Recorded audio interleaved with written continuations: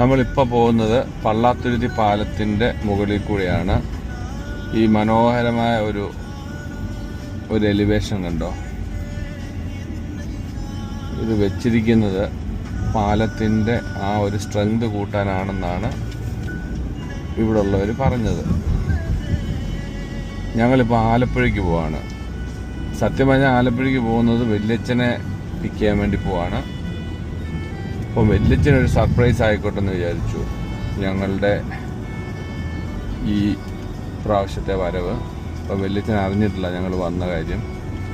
അപ്പം വല്യച്ഛനെ പിക്ക് ചെയ്യാൻ വേണ്ടി പോവാണ്. അപ്പോൾ എല്ലാവർക്കും നമ്മുടെ പുതിയ നാട്ടിലെ വിശേഷങ്ങളിലോട്ട് സ്വാഗതം. അങ്ങനെ നമ്മൾ ക്ലാസിക് എന്ന് പറയുന്ന ഹോട്ടലിന് മുന്നിലെത്തി.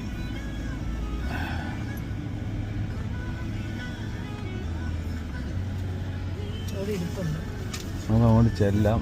ഇവിടെ റിഹേഴ്സിട്ട് നിർത്തിയിട്ട്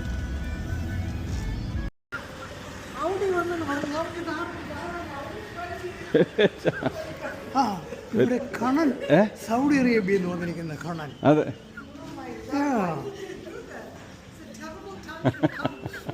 very hot, right? Yeah, it's very hot. വളരെ അപ്രതീക്ഷിതമായിട്ടാണ് വല്യച്ഛൻ ഞങ്ങളെ കാണുന്നത്. കാരണം ഞങ്ങൾ വരുമെന്നുള്ള ഒരു പ്രതീക്ഷയും ഞങ്ങൾക്ക് തന്നെ ഇല്ലായിരുന്നു. പിന്നെ വല്യച്ഛനെ കാണുമെന്നുള്ള നമ്മുടെ ആഗ്രഹം കൊണ്ട് വന്നതാണ്.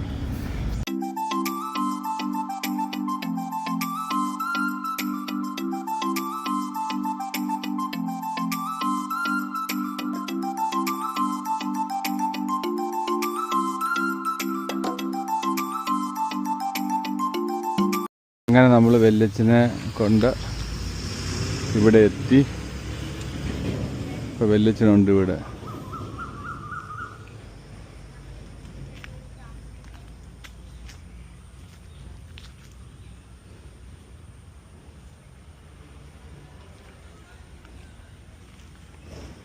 നാട്ടിലെ ചൂടെന്ന് പറയുന്നത് ഭയങ്കര ചൂടാണ്. ഒരു രക്ഷയില്ലാത്ത ചൂടാണ് ഇപ്പം നാട്ടിൽ.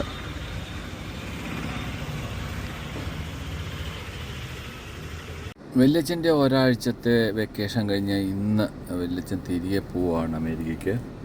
അപ്പം ഞങ്ങൾ തീരുമാനിച്ചത് പ്രകാരം ഇവിടെ വന്ന് വല്യച്ഛൻ്റെ കൂടെ ഒരു ലഞ്ചെങ്കിലും കഴിച്ച് പിരിയാമെന്നുള്ളതായിരുന്നു കാര്യം. അല്ലാതെ ഒട്ടും സമയമില്ല. വല്യച്ഛൻ ഇന്ന് ഇപ്പോൾ ഈ ലഞ്ച് കഴിച്ചാണ് തന്നെ എയർപോർട്ടിലോട്ട് പോകും. വൈകിട്ട് 7 മണിക്ക് എന്തോ ആണ് ഫ്ലൈറ്റ്. അപ്പം ഈ ഒരു ലഞ്ച് ടൈമിൽ മാത്രമാണ് നമുക്കിപ്പം വല്യച്ഛനെ ഈ പ്രാവശ്യം വന്നിട്ട് വെക്കേഷൻ സമയത്ത് നമുക്ക് കാണാൻ സാധിച്ചത്. ഞങ്ങൾ ഈ ഒരു വെക്കേഷൻ എടുത്ത് തന്നെ വല്യച്ഛനുമായിട്ട് ഈ ഒരു നിമിഷം പങ്കിടാനായിരുന്നു. അങ്ങനെ വല്യച്ഛൻ ലഞ്ചെല്ലാം കഴിഞ്ഞ് ഞങ്ങൾ കുറേ നേരം ഇരുന്ന് വർത്താനം എല്ലാം പറഞ്ഞ് ഇപ്പം യാത്ര തിരിക്കുകയാണ്. വല്യച്ഛനിപ്പോൾ വന്നിട്ട് എക്സാക്ട്ലി ഒരാഴ്ച കഴിഞ്ഞു.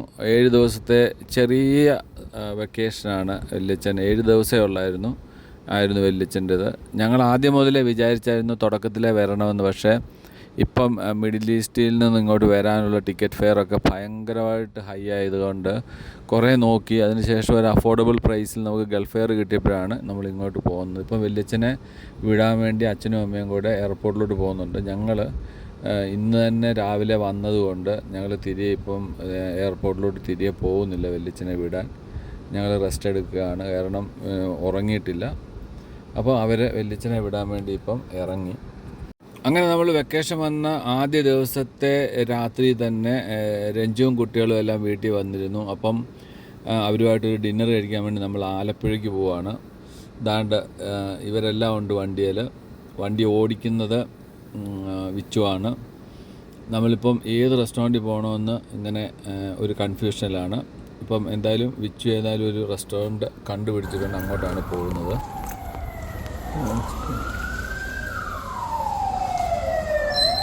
നമ്മൾ ഈ റെസ്റ്റോറൻറ്റിൽ വന്നപ്പോഴത്തേക്ക് അതിൻ്റെ റിസപ്ഷനിൽ തന്നെ ഒരു ചെറിയ ഒട്ടകത്തിൻ്റെ കുട്ടിയെ ഇവിടെ കെട്ടിയിട്ടിട്ടുണ്ട്. അത് എന്തിനാണെന്ന് എനിക്ക് മനസ്സിലായില്ല. അവർ ഈ ഒട്ടകത്തിൻ്റെ ആ ഒരു കുട്ടിയെ ഇവിടെ ജസ്റ്റ് കെട്ടിയിട്ടിരിക്കുന്നത്. ഒരു പക്ഷേ ഇങ്ങനെ ഒരു ഡിസ്പ്ലേ പീസ് പോലെ വെച്ചിരിക്കുന്നതാണോ വരുന്ന കസ്റ്റമേഴ്സിനൊക്കെ കാണാൻ. കാര്യം ഈ റെസ്റ്റോറൻറ്റുമായിട്ട് അതിന് ഒരു ബന്ധമില്ല ഒട്ടകവുമായിട്ട്. ബട്ട് സ്റ്റിൽ അവരത് ഒരു മൊറോക്കൻ റെസ്റ്റോറൻ്റ് ആയതുകൊണ്ട് അതിൻ്റെ ഒരു ഇത് കാണിക്കാൻ വെച്ചിരിക്കുന്നതാണോ എന്ന് അറിയില്ല. നമ്മളൊരു മൊറോക്കൻ റെസ്റ്റോറൻറ്റിൽ വന്നതാണ് ആലപ്പുഴയിൽ.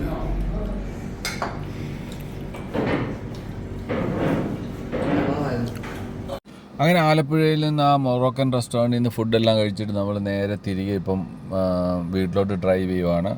ഫുഡിനെ പറ്റി പറയുകയാണെന്നുണ്ടെങ്കിൽ കുഴപ്പമില്ലായിരുന്നു, നൈസാണ്, വല്ലപ്പോഴൊക്കെ ട്രൈ ചെയ്യാൻ പറ്റിയൊരു ഫുഡായിരുന്നു. അങ്ങനെ അടുത്ത ദിവസം നമ്മൾ പ്ലാൻ ചെയ്തു ബാംഗ്ലൂർക്ക് പോകാൻ. അങ്ങനെ നമ്മൾ ബാംഗ്ലൂർക്ക് പോവുകയാണ്. പാലിയക്കര ടോള് കഴിഞ്ഞിട്ട് ഈ സ്ഥലത്തിൻ്റെ പേരെന്താ? തൃശ്ശൂരാകുന്നു.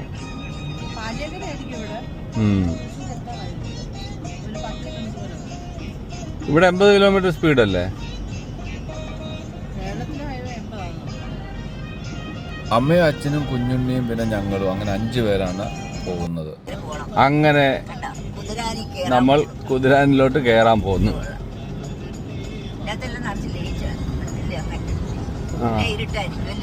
ഏതാ? ആ, ഇരുട്ടായിരിക്കും. നമ്മളങ്ങനെ കുതിരാനി കയറി. എത്രയോ വർഷം അടച്ചു കിടന്ന ഒരു ടണല് തുറന്നിട്ട് ഇപ്പം 1 വർഷമായോ 2 വർഷമായി കാണും അല്ലേ? വലിയ ദൂരമൊന്നുമില്ല, 1 കിലോമീറ്റർ ഉണ്ടോ? ഇത് കഷ്ടിച്ച് 1 കിലോമീറ്റർ എന്തേ ഉള്ളൂ ഈ ടണല്. പക്ഷെ ഇത് പണിയാൻ വേണ്ടി ഏതാണ്ട് 20-25 വർഷം എന്തോ എടുത്തെന്ന് തോന്നുന്നു.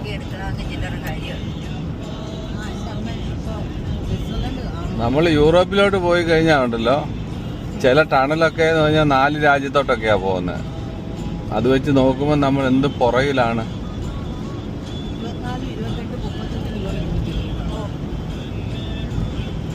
ഇങ്ങനെ ടണൽ കഴിഞ്ഞു ഗൈസ്. ഇതേത് ടോളാ? അങ്ങനെ നമ്മുടെ വണ്ടി സ്കാൻ ചെയ്ത് കടന്നു. പന്നിയങ്കര അല്ലേ? അങ്ങനെ നമ്മളിപ്പം പാലക്കാട് ക്രോസ് ചെയ്ത് മുന്നോട്ട് പോയിക്കൊണ്ടിരിക്കുന്നു. നമ്മൾ ഏതാനും ഒരു കിലോമീറ്ററുകൾ താണ്ടി കഴിഞ്ഞാൽ പിന്നെ നമ്മൾ നേരെ നമ്മുടെ ചെക്ക് പോസ്റ്റിലെത്തും, അതായത് ബോർഡറിലെത്തും, കേരള തമിഴ്നാട് ബോർഡറിൽ.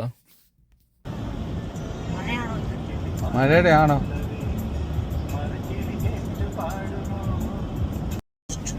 നമ്മളിപ്പോൾ പ്രശസ്തമായ വാളയാറിലാണ്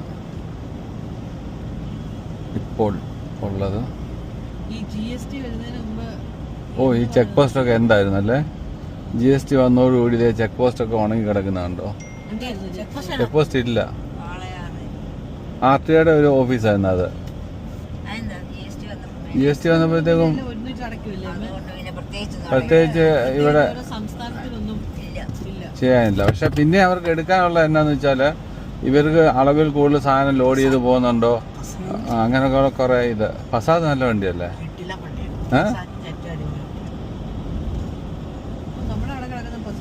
ഫസാദ് ലേറ്റസ്റ്റ് ഫസാദ് കാണോ എടാ, ബ്യൂട്ടിഫുള്ളാ.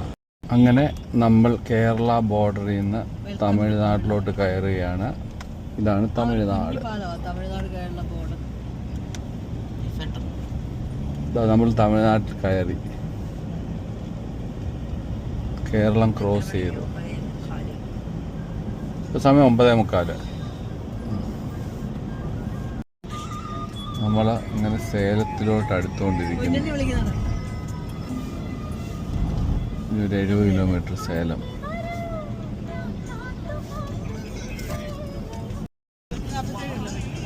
$347 കിലോമീറ്റർ ബാംഗ്ലൂരു. ഇനി നമുക്ക് 3 ലൈൻ റോഡാണ്, അടിപൊളി റോഡാണ് ഇനി ഇങ്ങോട്ട് കിടക്കുന്നത്.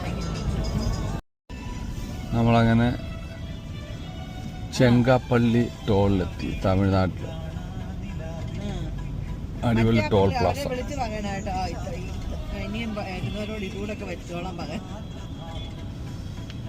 എത്ര ഇവിടുത്തെ ടോൾ? കാറിന് ഇതിന് 125 റിയാൽ, സോറി 125 രൂപ. Go perfect. തമിഴ്നാട് ഹൈവേ കയറിയതിന് ശേഷം ഞാൻ മാറി പുതിയ ഡ്രൈവറാണ് ഇപ്പോൾ ഓടിക്കുന്നത്. ഏതാണ്ട് ഒരു 75-100 കിലോമീറ്റർ ഇദ്ദേഹമാണ് ഓടിച്ചത് വണ്ടി. നമ്മളിപ്പോൾ കാവേരി നദിയാണ് ക്രോസ് ചെയ്യുന്നത്. ഓ, അവിടെ നിന്ന് താഴെ നിന്ന് പോവാം. കാവേരി നദി മൊത്തം വറ്റിക്കിടക്കുവോ? കാവേരി നദിയെ വെച്ചിട്ടല്ലേ എന്നാ കർണാടകയും തമിഴ്നാടും തമ്മിൽ വെള്ളത്തിന് വേണ്ടിയുള്ള ഇഷ്യൂ?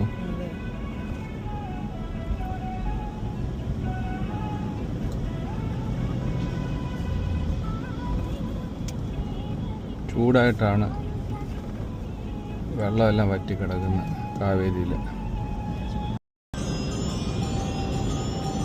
തമിഴ്നാട്ടിലോട്ട് കയറി കഴിഞ്ഞാൽ നല്ല സൂപ്പർ റോഡുകളാണ്.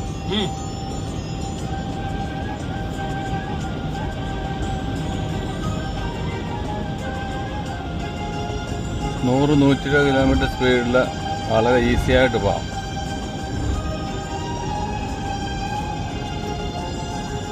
നമുക്കിനി സേലം 60 കിലോമീറ്റർ. നല്ല മനോഹരമായ ഭൂപ്രകൃതി അല്ലേ? നമ്മുടെ കേരളത്തിനേക്കാളും കൂടുതൽ തെങ്ങുണ്ടെന്ന് തോന്നുന്നു തമിഴ്നാട്ടിൽ. തെങ്ങുണ്ട്, വാഴയുണ്ട്, എല്ലാം ഉണ്ട്. നമ്മളങ്ങനെ സേലത്തെത്തി. സേലമൊക്കെ അടിക്കടി മാറിക്കൊണ്ടിരിക്കുന്ന ടൗണാണ്. ഓ, തമിഴ്നാട്ടിൽ വന്നപ്പോൾ സേലത്ത് വന്നപ്പോൾ കണ്ടോ സേലം മാംഗോസ്. ഓ, മുഴുവൻ മാങ്ങയാണല്ലോ. സേലം എയർപോർട്ടിന് മുന്നിലേക്ക് കാണുന്നത്. ഓ, പല ടൈപ്പ് ഓഫ് മാംഗോ. ഇനി അങ്ങോട്ട് കിടക്കുന്നേ ഉള്ളൂ. ദേ അടുത്തടുത്ത്.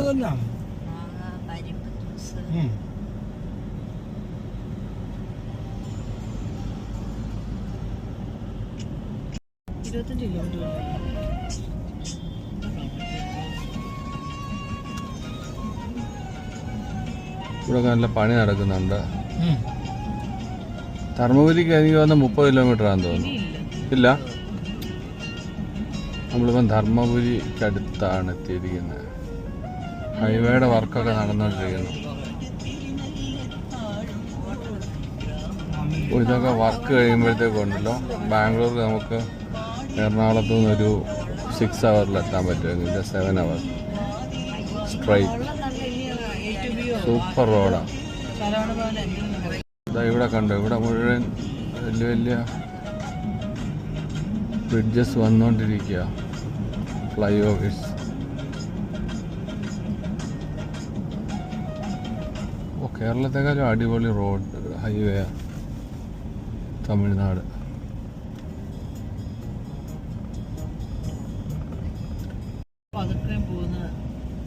ശരിയാ ശരിയാ. ഇതിന്റെ മേളിൽ കൂടെ ഒക്കെ ഈ പാലം വരുന്നുണ്ട്. അപ്പൊ എനിക്ക് തോന്നുന്നു ഇതിനെ ആ ഒരു ലെവലിലോട്ട് കൊണ്ടുപോകും. അതാ കണ്ടോ, ഇതാ ഇത്. അതോ വേറെ റൂട്ട് പിടിക്കുമെന്ന് തോന്നുന്നു അങ്ങോട്ട്. വേറെ റോഡാ. ആ, ഇതൊരു റിസർവ് ഫോറസ്റ്റ് ആണല്ലോ. അപ്പം അതിന് മേളിൽ കൂടെ വല്ലതും പോകുന്ന സംഭവമായിരിക്കും, ട്രാഫിക്കിനെ കുറയ്ക്കാനേ. എന്തോ സംഭവം വരുന്നുണ്ട് അടിപൊളിയായിട്ട്. ഒരു 2-3 കൊല്ലം കഴിയുമ്പോൾ അറിയാം. ഈ വലിയ ഹെവി വണ്ടികളെ ചെറിയ വണ്ടികളെക്കാളും ഫാസ്റ്റായിട്ട് ഇവിടെ ഓവർടേക്ക് നടക്കുന്നത്.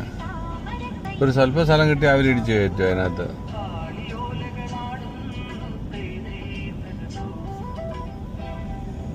ഭയങ്കര കൺജസ്റ്റഡ് ഈ വഴിയെ.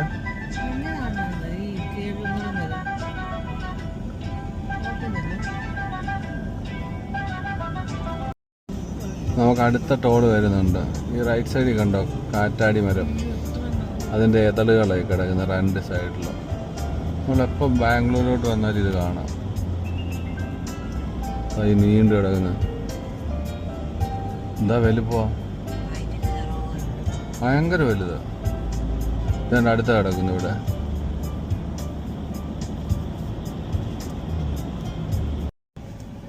നമ്മളങ്ങനെ ലഞ്ച് A2B വെജ് റെസ്റ്റോറൻറ്റിൽ നിന്ന് കഴിച്ചിട്ട് ഇറങ്ങുന്നു. നല്ല ചൂടുണ്ട് തമിഴ്നാട്ടിൽ. ഓ, ഭയങ്കര ചൂട്. ഓ, ഭയങ്കര ചൂട്. തമിഴ്നാട്ടിലും ഭയങ്കര ചൂടാണ്. നമ്മുടെ യാത്ര തുടരുന്നു.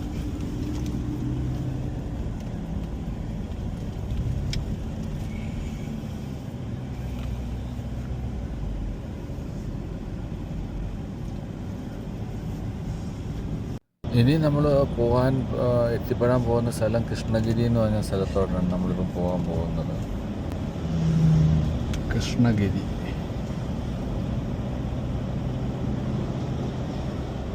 മുപ്പത്തൊമ്പത് മുതൽ 42 ഡിഗ്രി വരെ ചൂടല്ലേ?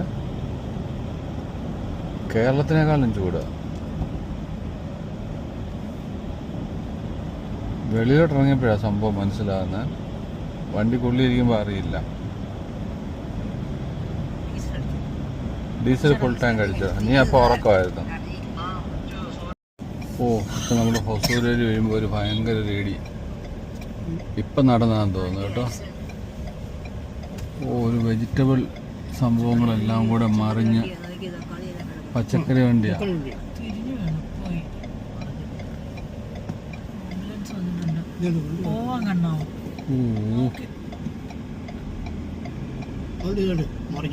മറിഞ്ഞു കിടക്കുക, തലകുത്തനെ മറിഞ്ഞു കിടക്കുക.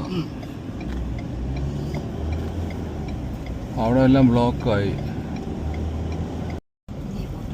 ഇവിടെ ഒരു ബോട്ടിംഗ് ഉണ്ട്. ഈ സ്ഥലത്തിന്റെ പേരെന്താ? കൃഷ്ണഗിരി ആണെന്ന് തോന്നുന്നു കേട്ടോ. ഇവിടെ ഭയങ്കരമായിട്ട് മുല്ലക്കൃഷിയുണ്ട്. നമ്മൾ കുറച്ച് മുല്ലപ്പൂ മേടിച്ചു. അതുണ്ടോ? വഴിയിലൊക്കെ മുല്ലപ്പൂ വിൽക്കുന്നുണ്ട്. 4 മുഴം 100 രൂപ. അതാണ് മലയാളികളുടെ സ്പെഷ്യാലിറ്റി. ഇവിടുന്ന് മേടിച്ചോണ്ട് പോവും, അതിന് അതിൻ്റെ 5 മടങ്ങിന് വിൽക്കും. അവിടെയാണ് മലയാളികൾ എന്ന് പറഞ്ഞാൽ. ഇവിടെ ഈ സമയത്ത് 2 സൈഡിലും ഇഷ്ടംപോലെ ആൾക്കാർ മുല്ലപ്പൂവായിട്ട് നിൽപ്പുണ്ട്.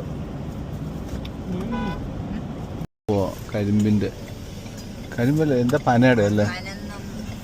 പനന്നൊങ്ക്.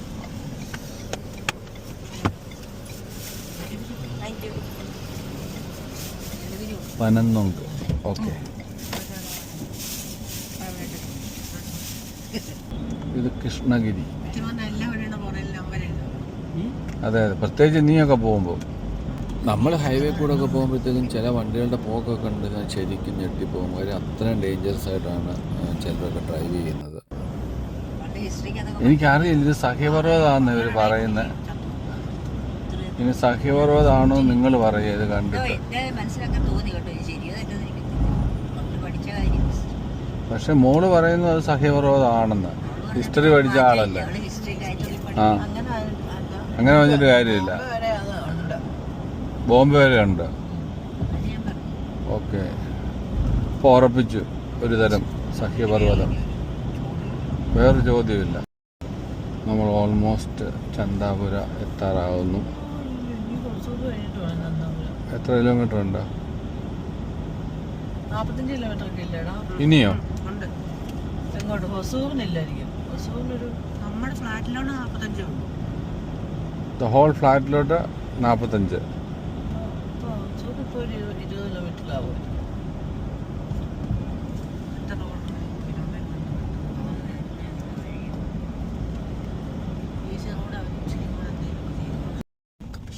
ഇടിച്ചോ? വണ്ടി തമ്മിൽ വഴക്കുണ്ടാക്കുന്നു രണ്ടുപേര് തമ്മിൽ.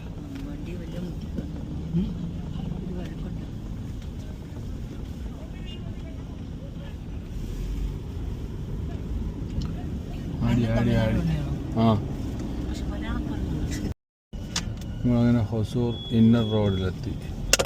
ഇവിടെ മലബാർ ഗോൾഡൊക്കെ ഉണ്ട്. ഭീമ, മലബാർ ഗോൾഡ്, എല്ലാ സംഭവങ്ങളും ഇവിടെയുണ്ട്. അവിടെ വലിയൊരു അമ്പലം ഉണ്ടല്ലേ.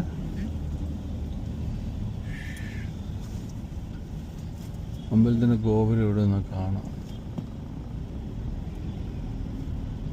ഇവിടെ കുറച്ച് തിരക്കുണ്ട്.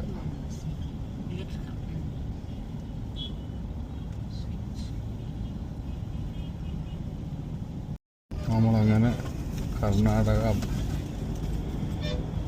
ബോർഡറിലോട്ട് കയറുക തമിഴ്നാട്ടിൽ നിന്ന്.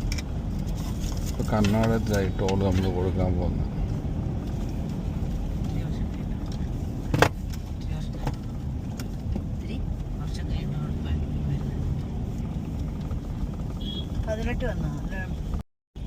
അങ്ങനെ നമ്മൾ ചന്താപുരം ആനക്കൽ റോഡിലെത്തി നേരെ പോകുന്നു. ആസ് യൂഷ്വൽ ഭയങ്കര തിരക്കുള്ള റോഡും ഭയങ്കര ട്രാഫിക്കും ബഹളമുള്ള റോഡ്.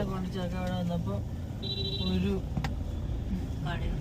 മനുഷ്യനും ഇല്ലാത്ത ഒന്നും ഇല്ലാത്തൊരു പ്രൈസായിരുന്നു. സ്കൂട്ടർ ഓടിക്കുന്നില്ലേടാ?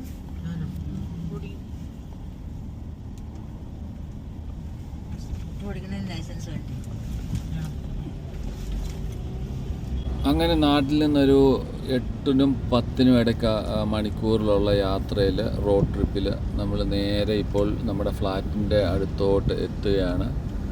ഇനി ഏതാണ്ട് 1 കിലോമീറ്ററേ ഉള്ളൂ നമുക്ക് നമ്മുടെ ഫ്ലാറ്റിലെത്താൻ. ഇപ്പോൾ നമ്മൾ ഓൾറെഡി ചന്താപുരം തന്നെ എത്തിയിട്ടുണ്ട്. അങ്ങനെ നമ്മൾ നമ്മുടെ ബാംഗ്ലൂരിലെ ഫ്ലാറ്റിലെത്തി. ഇനിയിപ്പം നമ്മൾ ഇന്ന് റെസ്റ്റ് എടുക്കും. അതിന് ശേഷം നാളെയൊക്കെ ഉള്ളൂ ഇനി കറക്കം. ഇത് നമ്മുടെ ഫ്ലാറ്റിൽ നിന്ന് ബാൽക്കണിയിൽ നിന്ന് കാണുന്ന ആ ഒരു ഇതാണ്. ഇത് ആ ഓപ്പോസിറ്റ് കാണുന്നതാണ് VBX എന്ന് പറയുന്ന ആ ഒരു ഫ്ലാറ്റ് സമുച്ചയങ്ങൾ. അവിടെ അഞ്ജുവിന് ഫ്ലാറ്റുണ്ട്. ഇഷ്ടം പോലെ പപ്പായ ഉണ്ട് ഇവിടെ. പൊതുവേ നമ്മൾ എന്ത് പച്ചക്കറി മേടിച്ചാലും പഴവർഗ്ഗങ്ങൾ മേടിച്ചാലും നമ്മൾ കേരളത്തിൽ നിന്ന് വരുമ്പോൾ തമിഴ്നാട്ടിലും അതുപോലെ കർണാടകത്തിലും വളരെ വില വ്യത്യാസമുണ്ട്. അതായത് നമ്മളിപ്പോൾ ഒരു പപ്പരയ്ക്ക 1 കിലോയ്ക്ക് നമ്മൾ നാട്ടിലാണെന്നുണ്ടെങ്കിൽ ഇപ്പോൾ 70-80 രൂപ കൊടുക്കണം. ഇവിടെ 30 രൂപ കൊടുത്തു കഴിഞ്ഞാൽ കിട്ടും. പേരയ്ക്ക 140-നും 250-നും ഇടയ്ക്കാണ് നമുക്ക് അവിടെ കിട്ടുന്നത്. നാട്ടിലെങ്കിൽ ഇവിടെ അതൊരു 90-നും 120 രൂപയ്ക്ക് ഇടയ്ക്ക് കിട്ടും. തക്കാളി ഇപ്പം നാട്ടിൽ 60 രൂപയാണെങ്കിൽ ഇവിടെ അത് 20 രൂപയ്ക്ക് കിട്ടും. പഴം അതുപോലെ എല്ലാം തന്നെ എല്ലാത്തിനും ഇവിടെ വില കുറവാണ്. മുമ്പേ പറഞ്ഞില്ലായിരുന്നോ, തമിഴ്നാട്ടിൽ നിന്ന് വരുമ്പോൾ 1 മുഴം മുല്ലപ്പൂവിന് നമുക്ക് അവിടെ കിട്ടുന്നത് 150 രൂപയാണ്. ഇവിടെ 4 മുഴത്തിന് 100 രൂപയ്ക്ക് കിട്ടും. അത്രയും വില വ്യത്യാസമുണ്ട് തമിഴ്നാട് കർണാടകയിലെ ഓരോ സാധനങ്ങൾക്കും കേരളവുമായിട്ട് നമ്മൾ കമ്പയർ ചെയ്യുമ്പോൾ. നമ്മൾ ബാംഗ്ലൂരെത്തി പിറ്റേ ദിവസം ബ്രേക്ക്ഫാസ്റ്റ് കഴിക്കാൻ വേണ്ടി ഇവിടെ രാമേശ്വരം കഫേ എന്ന് പറഞ്ഞിട്ട് ഒരു വലിയൊരു റെസ്റ്റോറൻറ്റിലോട്ട് വന്നതാണ്. ഇതൊരു കഫേയാണ്, ഇതൊരു റെസ്റ്റോറൻറ്റാണ്. 90,000 സ്ക്വയർ ഫീറ്റ് വലിപ്പത്തിൽ. ഇതൊരു സംഭവമാണല്ലോ, രാമേശ്വരം കഫേ. വാവ്, അടിപൊളിയാ.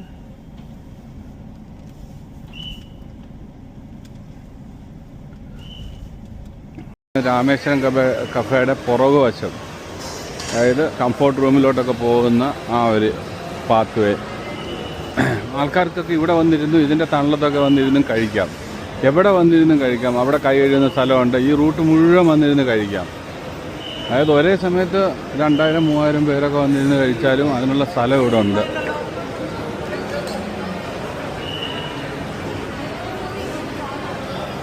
ഫുഡിനെ പറ്റി പറയുകയാണെന്നുണ്ടെങ്കിൽ ഞാൻ ഇതുപോലെ ഒരു ഫുഡ് എൻ്റെ ലൈഫിൽ ഇത്ര ടേസ്റ്റുള്ള മസാല ദോശയും വടയൊന്നും കഴിച്ചിട്ടില്ലെന്നുള്ളതാണ്.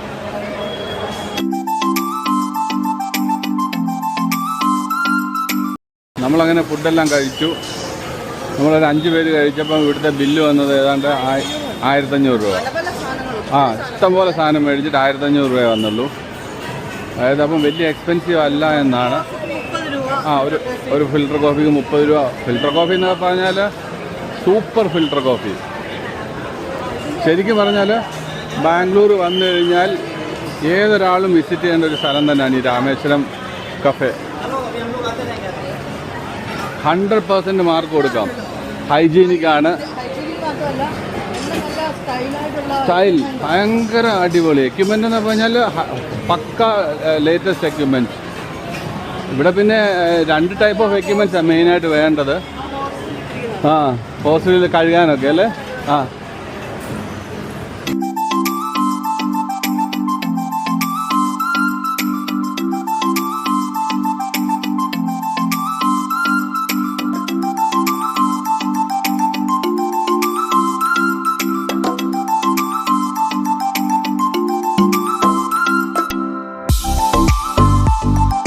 നമ്മളിപ്പോൾ ഇതിൻ്റെ ഫ്രണ്ട് ഏരിയയിലോട്ടാണ് പോകുന്നത്.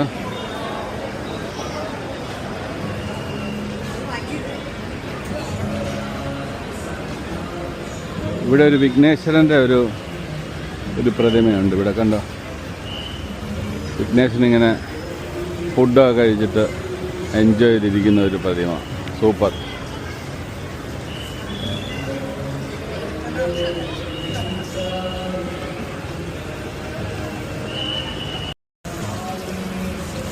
ഞങ്ങളങ്ങനെ, ഇതാണ് മെയിൻ റോഡ്,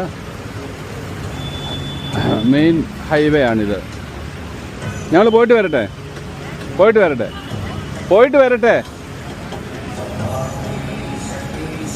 ആദിയോഗി.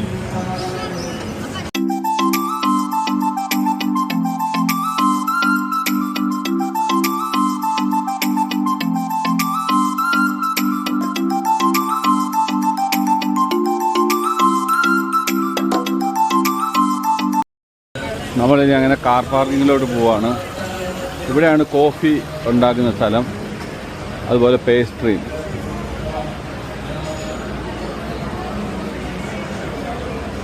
ഏത് സമയം ഇവിടെ ക്രൗഡാന്നുള്ളതാണ്. ഫുൾ ടൈം ക്രൗഡാടാ, അല്ലേ? മൊത്തം ക്രൗഡാ. ഇവിടെ എങ്ങനെ വിളിച്ചാലും ഒരു ദിവസം എത്ര കോടിയുടെ ബിസിനസ് ആയിരിക്കും, എത്ര ലക്ഷത്തിൻ്റെ ബിസിനസ് ആയിരിക്കും നടക്കുന്നത്.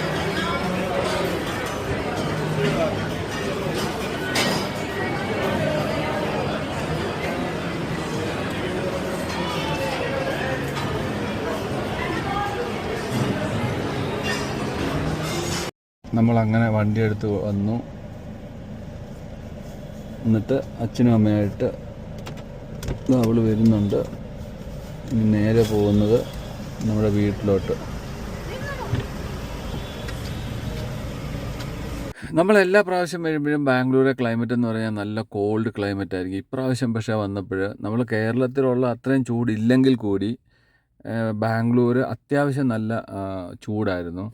അപ്പം ഒരു മഴ പെയ്യണമെന്ന് ആഗ്രഹിച്ചിരുന്നു. എന്തായാലും വന്ന് നമ്മുടെ പിറ്റേ ദിവസം തന്നെ നമുക്ക് മഴ കിട്ടി. ഇപ്പം ആ മഴ കണ്ടപ്പോഴത്തേക്ക് നമ്മൾ വീട്ടിൽ നിന്ന് ഒന്ന് ഇറങ്ങിയതാണ്, ടൗണിലോട്ട്, സിറ്റിയിലോട്ടൊന്ന് പോകാമെന്ന് വിചാരിച്ച്. ചുമ്മാ സൂപ്പർ റൈഡ്.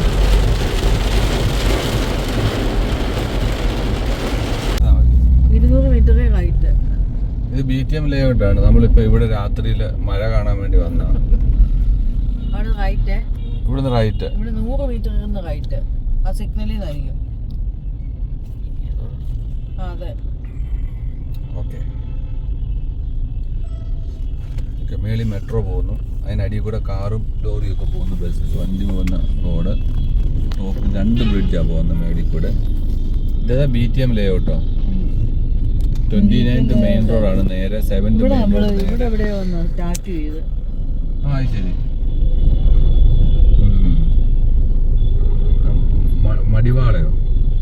മടിവാളയിലോട്ടൊന്നും പോകണ്ട. എന്ന് വെച്ച് കഴിഞ്ഞാൽ ഇന്ന് നാളെ മെയ് ദിനം ആയതുകൊണ്ട് മിക്കവാറും കേരളത്തിലുള്ളവരെല്ലാം ഫ്രൈഡേ, സാറ്റർഡേ, സൺഡേ 3 ദിവസം ഹോളിഡേ ആയതുകൊണ്ട് നേരെ വണ്ടി വിട്ടു പോകുന്നുണ്ട് നാട്ടിലോട്ട്. അപ്പം അത് കാരണം മുഴുവൻ ബ്ലോക്കാണ് അവിടെ. അറിഞ്ഞില്ല ഇറങ്ങി വന്നപ്പോൾ. അത് അവിടെ ഒരു 3/4 മണിക്കൂർ കിടക്കേണ്ടി വരും ക്രോസ് ചെയ്ത് പോകാൻ. നമ്മളങ്ങനെ കുറേ നേരം ഈ റൂട്ടിൽ വന്നിട്ട് കിടന്ന് കറങ്ങി സിറ്റിക്കുള്ളിൽ. നമ്മൾ ഇതിൻ്റെ ബാക്കിൽ കാണുന്നത് ടാറ്റു ഷോപ്പിൽ കഴിഞ്ഞ ഒരു പണ്ടൊരിക്കൽ വന്നിട്ടുണ്ട്. അവിടുന്ന് ടാറ്റു ചെയ്തിരുന്നത്. നമ്മുടെ വണ്ടി അങ്ങ് അറ്റത്ത് കൊണ്ടൊന്ന് പാർക്ക് ചെയ്തിരിക്കുന്നത്. ഇപ്പം മഴയൊന്ന് തോർന്നിരിക്കുന്ന സമയമാണ്. പക്ഷേ 11:15 മണിയായിട്ടും റോഡിൽ ഭയങ്കര തിരക്കും ബഹളമാണ്. അപ്പോൾ നമുക്ക് അടുത്ത വീഡിയോയിൽ കാണാം. എല്ലാവർക്കും ബൈ ബൈ.